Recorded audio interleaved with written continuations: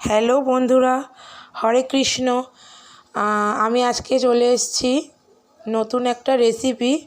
আমাদের আজকে যেহেতু জন্মাষ্টমী, কৃষ্ণের খুব ফেভারিট জিনিস তালের বড়া। তো দেখো, আমি এখানে তালটাকে ছেঁচে নিয়েছি। দেখতেই পেলে আমি কি নিয়েছি।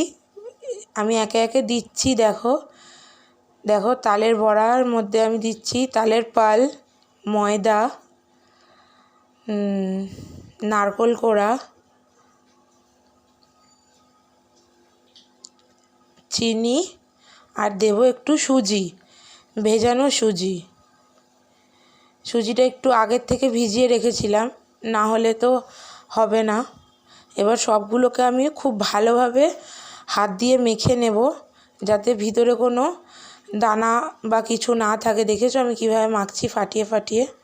আর এই রকম একটা ঘনত্বের একটা ব্যাটার তৈরি করে নেব। নিয়ে এরপরে কড়াইতে তেল গরম করতে দিয়ে দিয়েছি। দিয়ে এইবার আমি একে একে বড়াগুলোকে ভাজবো। এটা খুবই একটা সহজ রান্না, তাও ভাবলাম তোমাদের সঙ্গে একটু শেয়ার করি। দেখো কত সুন্দর লাগছে, দেখেছো? একসঙ্গে অনেকগুলোই দিয়েছি। দেন এটা ফাইনাল লুক।